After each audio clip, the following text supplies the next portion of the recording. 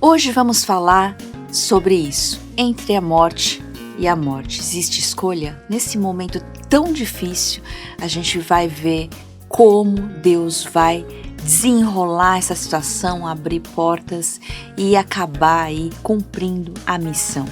Em 2 Reis 6:24 até 7:20, a gente vai ver esse relato tão impressionante. Então, fique com a gente e compartilhe esse vídeo, os nossos vídeos no nosso canal. Inscreva-se e aperte o sininho para receber todas as notificações.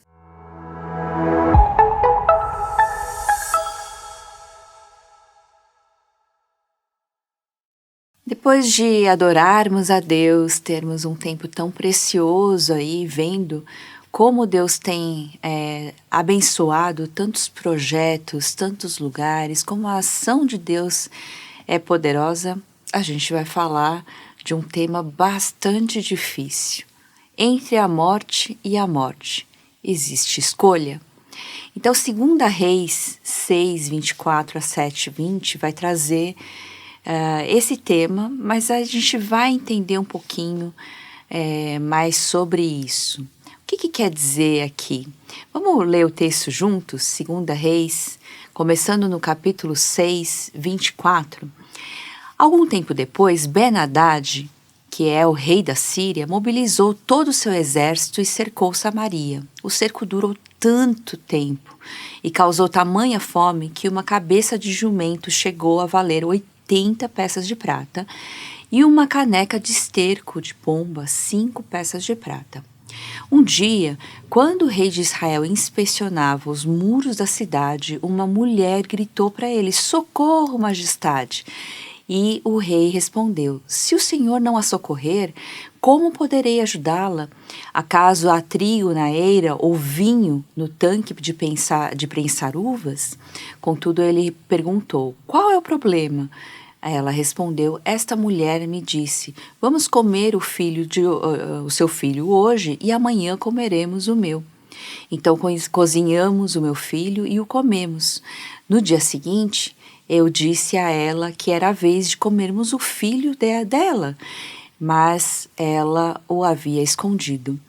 Quando o rei ouviu as palavras da mulher, rasgou as próprias vestes, como estava sobre os muros, e o povo viu que ele estava usando pano de saco por baixo, junto ao corpo, e ele disse: "Deus me castigue com todo rigor, se a cabeça de Eliseu, filho de Safate, continuar hoje sobre os seus ombros." Ora, Eliseu estava sentado em sua casa, reunido com as autoridades de Israel.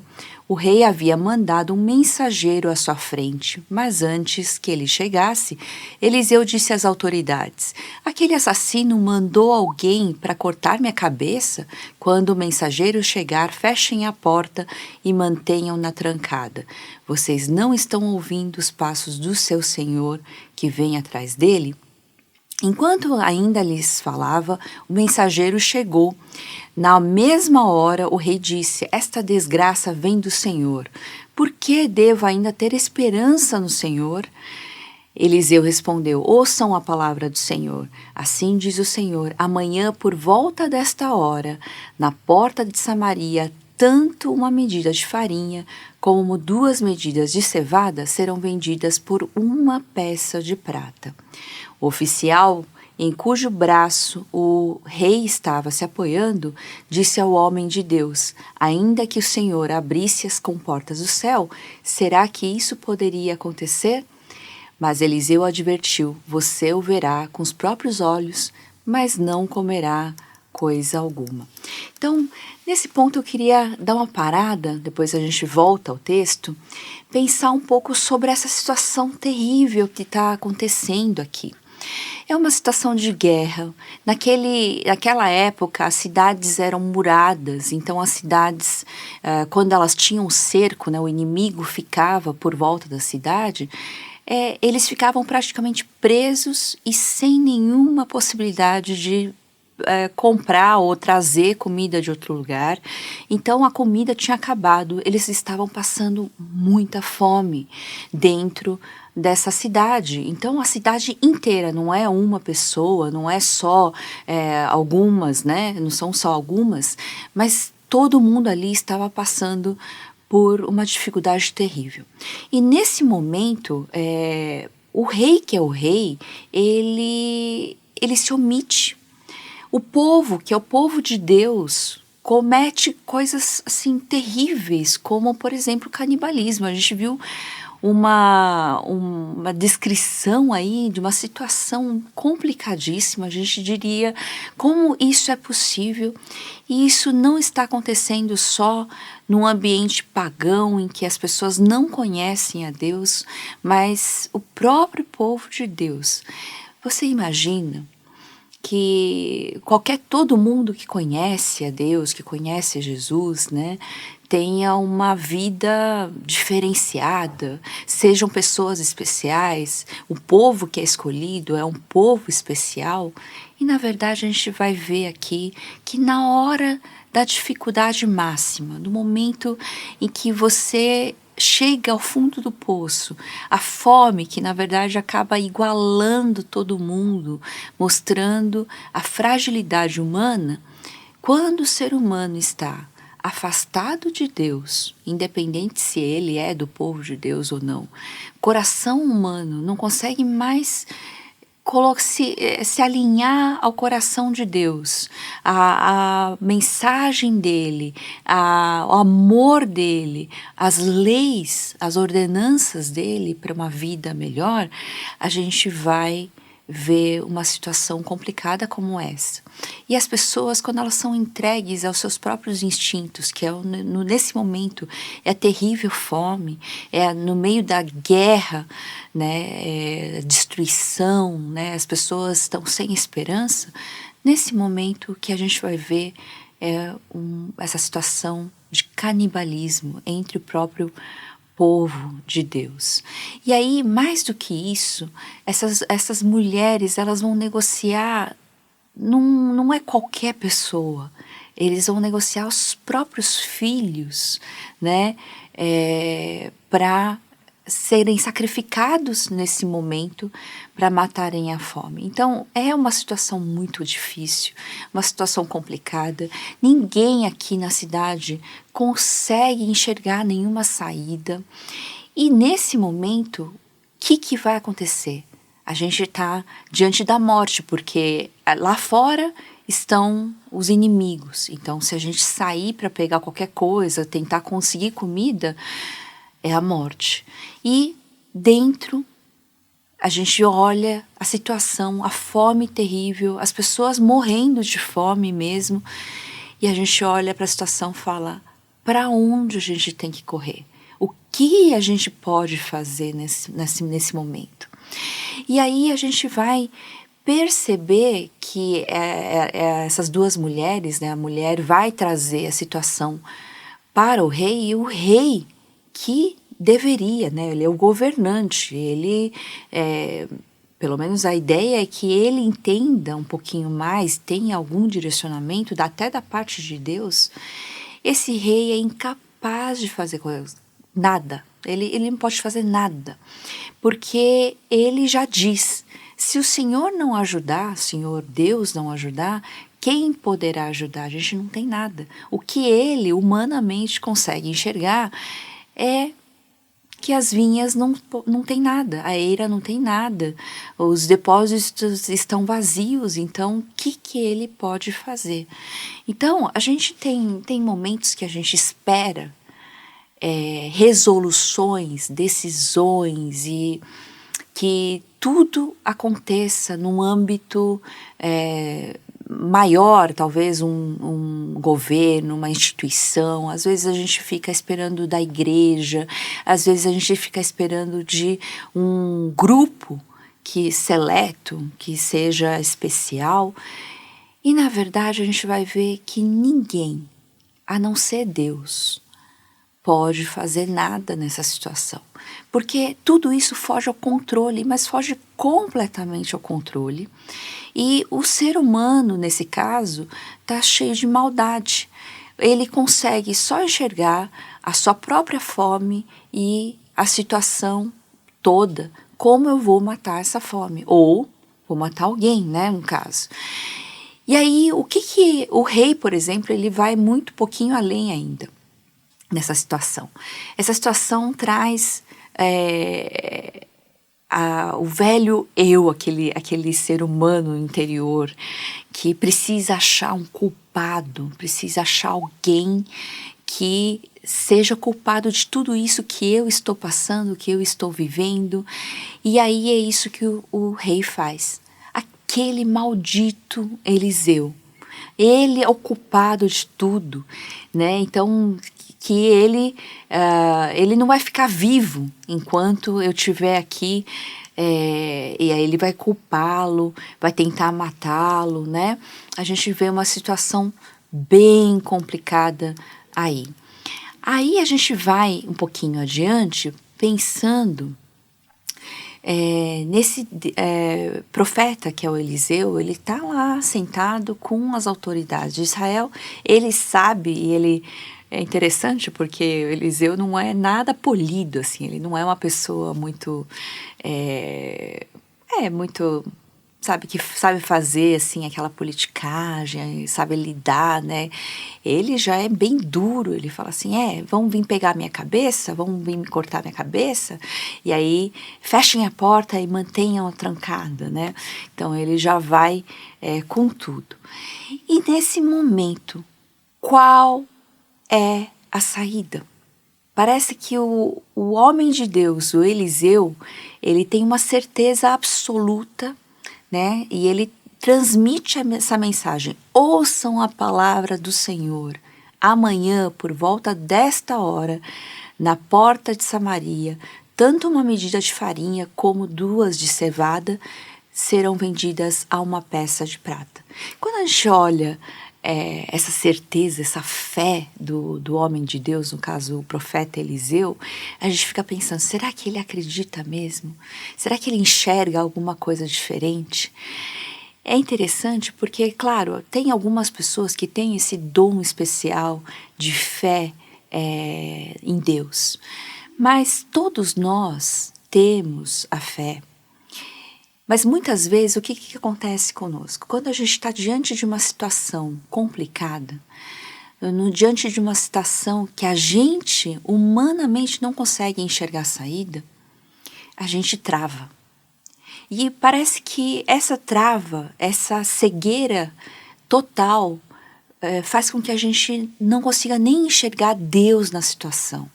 A gente consegue simplesmente enxergar aquela situação e o que está diante da gente? Morte e morte.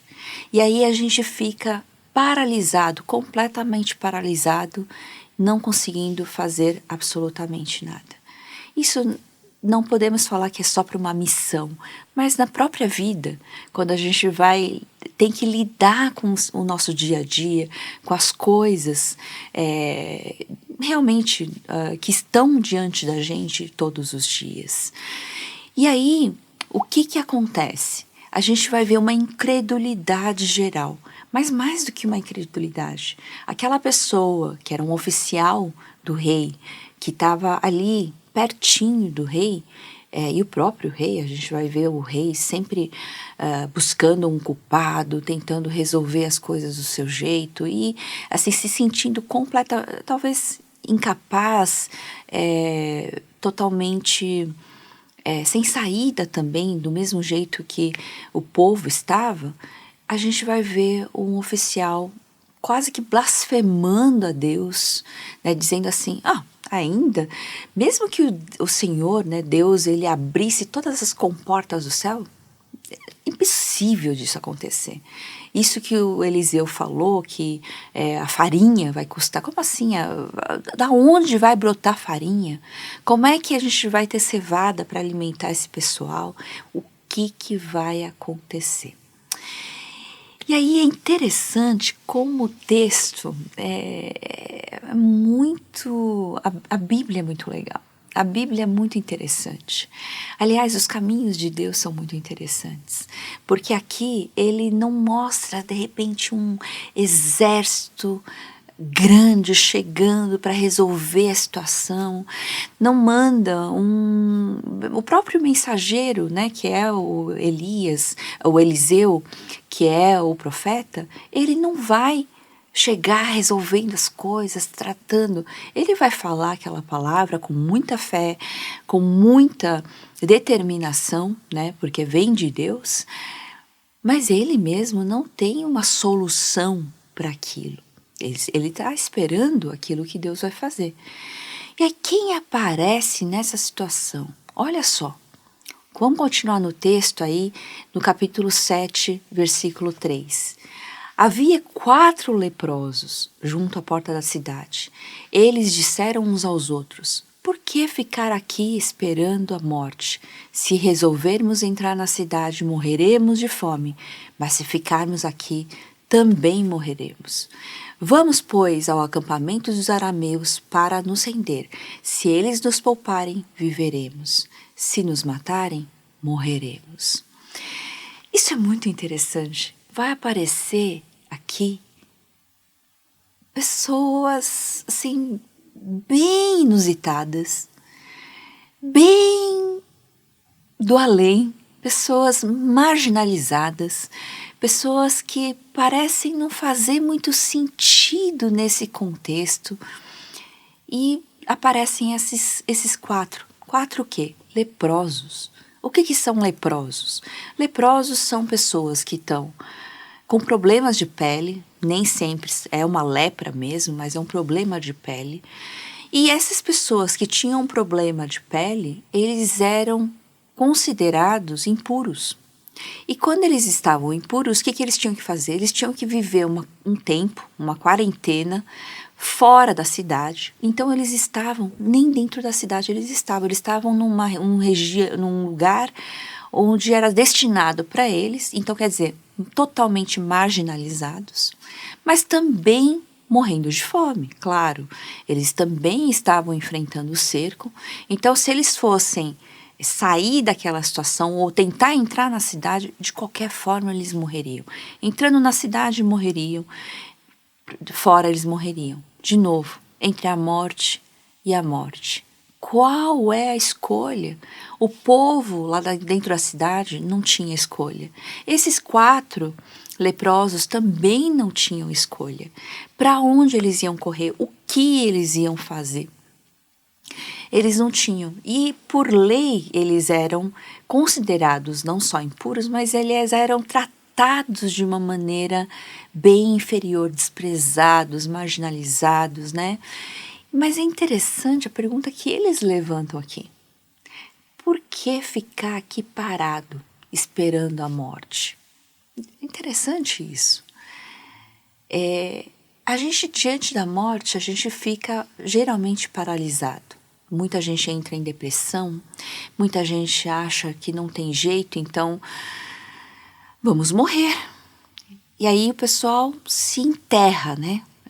Vai indo cada vez mais profundo do poço. Mas a pergunta deles é bem interessante. A pergunta deles é: por que vamos ficar aqui parados esperando a morte? E aí, no meio dessa situação, sabendo que se eles entrarem na cidade vão morrer, se eles ficarem ali eles vão morrer, o que eles fazem?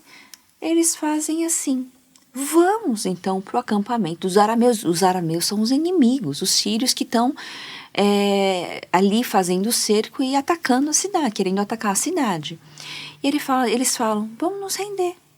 De qualquer forma a gente vai morrer, a gente se entrega a eles. Só que é muito interessante aqui porque a saída deles é mirabolante, mas a saída deles assim mesmo é complicada, porque eles estão entregando a sorte deles, quer dizer, entregando a vida deles nas mãos dos inimigos, nas mãos daqueles que realmente a principal vontade deles, a principal reação deles ali seria matá-los, né? Então, eles falam: se eles quiserem nos poupar, nos manter vivos, de alguma forma, viveremos. Se não, se eles quiserem nos matar, morreremos. Então, as saídas que a gente consegue encontrar, tanto para a nossa vida, quanto para situações difíceis, no caso de uma guerra, no caso de problemas sérios, porque o que estava acontecendo aqui é um problema econômico grave. A fome era tanta, a escassez era tanta, que vocês imaginam o que eles estavam falando, precificando aqui? O que o texto traz como precificação aqui? Esterco de pomba. Como assim esterco de pomba?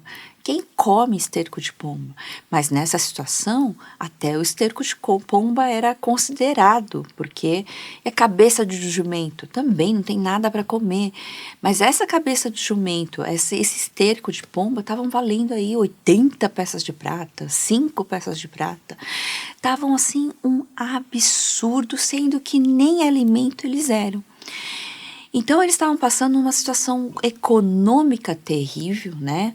Então a inflação ali estava, né, muito complicada, e nesse momento aparecem esses 4 leprosos como se eles pudessem resolver alguma coisa.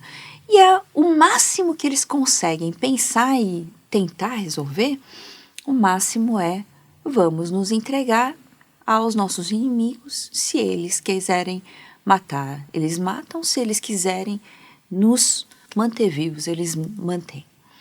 Então vocês imaginam a situação. Não é possível, não tem saída, não tem possibilidade de escolha. Então eles estão se entregando simplesmente ao juízo dos próprios inimigos, que coisa boa não pode vir dali. Mas aí, nesse momento, nesse exato momento, quando eles vão tomar uma atitude, por isso que é interessante, às vezes a gente precisa disso, de uma atitude. E aí, ao anoitecer, eles foram ao acampamento dos arameus. Quando chegaram às imediações desse acampamento, viram que não havia ninguém ali, pois o Senhor tinha feito os arameus ouvirem o ruído de um grande exército, como cavalos e carros de guerra, de modo que disseram uns aos outros: ouçam, o rei de Israel contratou os reis dos hititas e dos egípcios para nos atacarem. E eles saíram correndo. Então, uma coisa totalmente inimaginável. Um caminho se abriu e o agir de Deus é que fez isso. Ninguém, nem os leprosos, nem o povo, nem o rei, ninguém foi capaz de pensar em nada, nenhuma saída era possível aos olhos humanos. Mas isso mostra que Deus nunca perdeu o controle, mesmo no momento mais complicado e que todo mundo só conseguia enxergar a morte e a morte. E aí Deus age de uma maneira tão especial que ele assusta todo o exército arameu que estava fazendo o cerco, e eles abandonam, simplesmente eles saem correndo, abandonando tudo. E aí quando os leprosos chegam ali, eles acabam encontrando o acampamento completamente vazio, e aí os leprosos entram nas tendas e comem e bebem. Pegaram prata, ouro, roupas e saíram para esconder tudo. Depois voltaram, entraram em outra tenda, né? Pegaram o que quiseram e esconderam isso também. Olha que impressionante o agir de Deus. É interessante que a gente precisa, nesses momentos mais difíceis, eu sei que é difícil, eu sei porque eu já passei por isso, eu imagino que muitos passem por isso. Nessa hora é difícil a gente enxergar qualquer coisa, mas nesse momento é que a gente precisa se colocar diante de Deus, reconhecer a nossa fragilidade, dizer: Deus, é impossível, não consigo resolver nada, eu não consigo, eu preciso do Senhor. E aí a gente consegue enxergar um agir de Deus inimaginável, um agir de Deus que é muito além do que a gente possa pensar, imaginar ou fazer. E aí, não tentar resolver as coisas como a gente pensa. As nossas soluções são tão complicadas, principalmente quando a gente está... vocês já ouviram falar que para não ir para o mercado com fome? Por quê? A gente vai sair comprando o que precisa, o que não precisa, a gente vai gastar muito além do que precisa, mesmo tendo um dinheiro contado, a gente vai complicar a nossa situação. Então, o que a gente precisa? Num momento de dificuldade, a gente não vai conseguir resolver as coisas direito, até porque a gente vai colocar os pés pelas mãos. A nossa cabeça não está funcionando bem, nosso coração não está bem, a ansiedade está acima de qualquer coisa. Nesse momento é hora de parar e orar. Parar e reconhecer que nós precisamos de Deus. Mas a gente vai voltar ao texto e vai ver que nesse primeiro momento são só 4 leprosos. Eles acharam, eles que eram marginalizados, eles eram desprezados pelo povo, né? Eles eram colocados de lado, eles também não tinham saída, agora eles acharam algo para comer, eles saciaram a fome, eles conseguiram esconder, guardar muita coisa. Nesse momento, a única coisa que eles conseguiram fazer é olhar para o seu próprio umbigo, olhar para a sua própria necessidade. Eles mataram a fome. E ok, não tem problema, isso acontece, a gente é assim. Nesse momento, eles não vão conseguir enxergar ninguém, eles não vão conseguir pensar em alguém. Mas mais que isso, se eles eram tão desprezados, se eles eram tão marginalizados e muitas vezes as pessoas não queriam nem chegar nem perto, né? As pessoas não olhavam nem pensavam neles, o que poderia ter acontecido com eles? Eles poderiam simplesmente dizer: e daí? Que eu consegui, agora eu estou bem, a minha barriga está cheia, e agora o que eu faço? Eu mantenho a minha barriga cheia. Então eu vou guardar essa comida, porque enquanto tiver qualquer dificuldade, eu vou me garantir. Eles poderiam simplesmente parar por aí. Mas olha que interessante o que o texto diz. Eu acho assim muito, muito especial como o texto traz a consciência deles. Diz: então disseram uns aos outros: não estamos agindo certo. Este é um dia de boas notícias e não podemos ficar calados. Que coisa impressionante! Se esperarmos até o amanhecer, seremos castigados. Vamos imediatamente contar tudo no palácio do rei. Então chamaram as sentinelas da porta da cidade e lhes contaram. Entramos no acampamento arameu e não vimos nem ouvimos ninguém. Havia apenas cavalos e jumentos amarrados e tendas abandonadas. E aí, essa atitude deles de falarem: olha, a gente achou algo que é precioso, nesse momento é algo muito, muito necessário.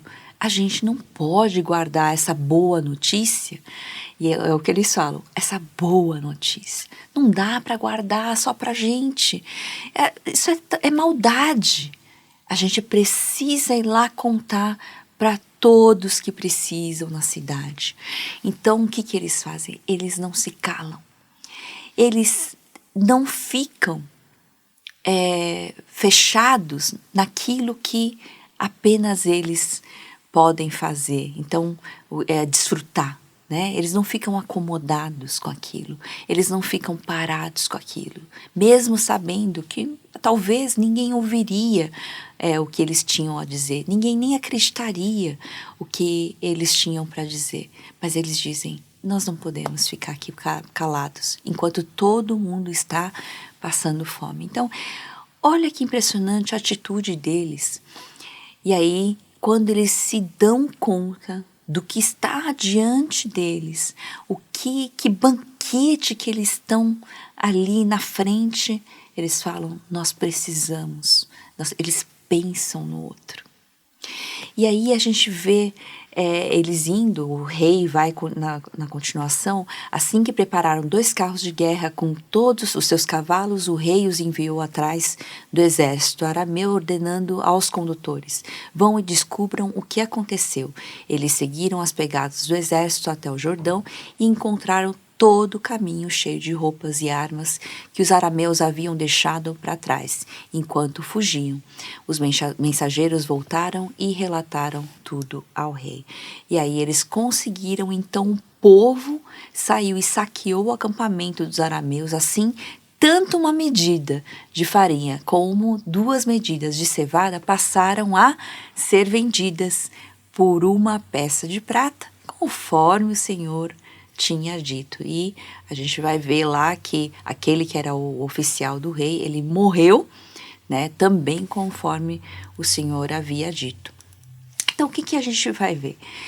Primeiro, Deus está no controle sempre, mesmo nos momentos mais complicados. Então, tudo o que Deus disse através de Eliseu se cumpriu. Deus age de um modo tão extraordinário, tão inimaginável, e que realmente a gente nunca vai conseguir chegar a qualquer nível de pensamento ou imaginação daquilo que Deus pode fazer. A gente não sabe que porta que vai se abrir, como ela vai se abrir, quem é que vai trazer essa boa notícia. Mas uma coisa a gente sabe, que Deus age, e Deus agiu por meio de 4 leprosos, 4 pessoas que eles não tinham nenhuma condição, né? Eles eram doentes, eles estavam marginalizados, eles não tinham nada a oferecer. Mas Deus agiu através destas pessoas que fizeram toda a diferença. E aí a gente vai ver, e a gente pode pensar, se eles tivessem desistido, se eles tivessem tentado se aproveitar da situação, já que eles eram aquelas pessoas que já tinham sofrido tanto com a indiferença, com o desprezo, né, das pessoas, se eles tivessem com aquele rancor das pessoas que fizeram isso com eles, o que seria nesse momento de fome e desespero? Se eles ficassem paralisados simplesmente diante da morte, porque para lá é morte, para cá é morte, o que teria acontecido? Às vezes a gente fica tão focado aí no que a gente é, no que a gente pensa que é, no que a gente pode fazer, aquilo que a gente acha que pode fazer ou que a gente não pode fazer. Esse conceito, esse padrão que o mundo coloca pra gente, que a gente deve ser, ou que a gente é ou não é, aquilo que o padrão que a sociedade diz pra gente: olha, você é assim, então você não pode fazer isso, você pode fazer isso porque você é isso, né? Então, o rei estava numa posição de rei, ele poderia fazer alguma coisa? Talvez, no nosso pensamento, na nossa imaginação de como uma pessoa que está num cargo alto pode fazer alguma coisa, uma pessoa rica pode fazer alguma coisa, uma pessoa que tem muito conhecimento pode fazer alguma coisa, uma instituição ou o governo, né? Ninguém podia fazer nada. Então, a gente precisa fugir, a gente precisa se libertar desse conceito, desse padrão que foi colocado, porque não existe.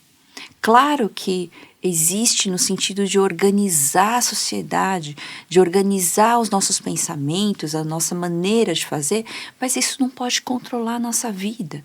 O que precisa controlar a nossa vida é só Deus. E o que Ele está dizendo que você é, que eu sou.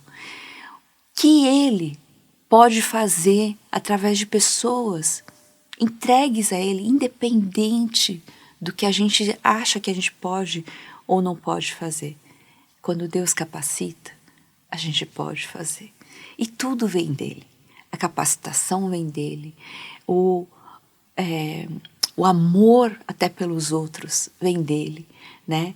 O que a gente precisa fazer realmente? A gente precisa lembrar que a missão é de Deus, que Deus está no controle de tudo. A gente não pode perder as esperanças porque a gente precisa olhar para Ele nos momentos mais complicados, quando a gente vê as situações difíceis. A gente precisa lembrar que a missão que a gente precisa fazer não é nossa, mas a gente está participando, porque Deus chamou a gente para participar. Então é um privilégio participar dessa missão, daquilo que Ele está fazendo. A grande questão é, às vezes a gente acha que mandar um dinheirinho daquilo que sobra, mandar um dinheirinho para um lugar, um projeto, uma missão, isso é fazer missão. Tem gente que acha que se eu gastar muito dinheiro e ir para lá, eu estou fazendo missão.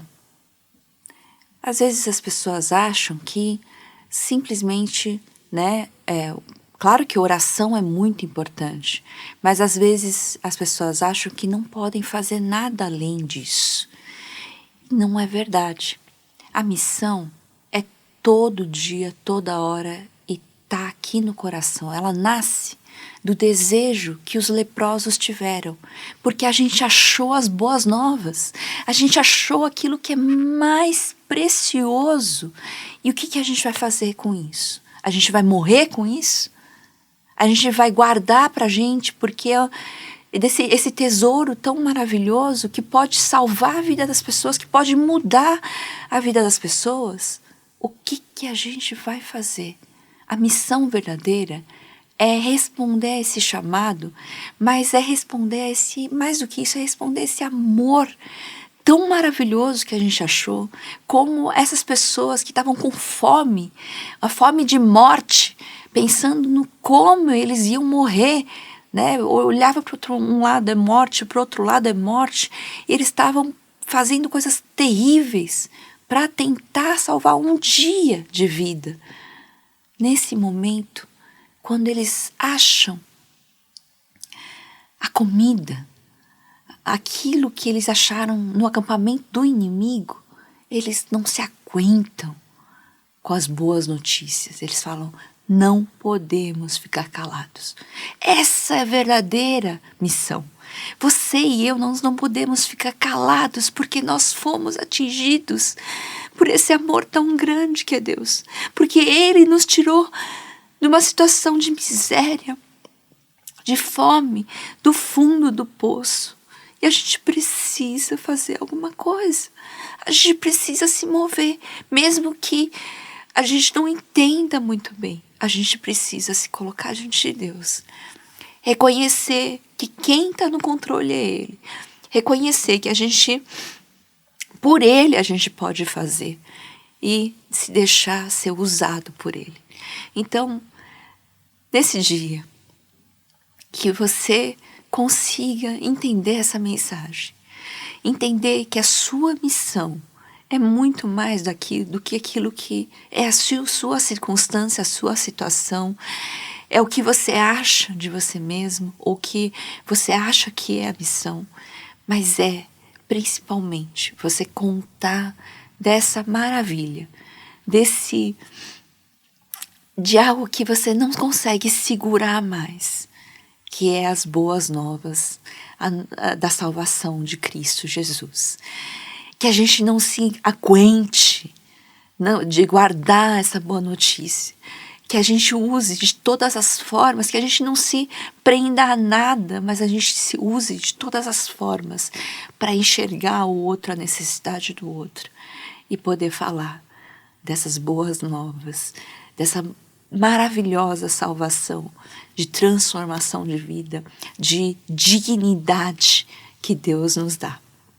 Que Deus abençoe a todos, que Ele nos ajude a nos mantermos olhando para Ele, reconhecendo que a missão é dEle e que nós precisamos falar dessas boas novas. Deus abençoe a todos.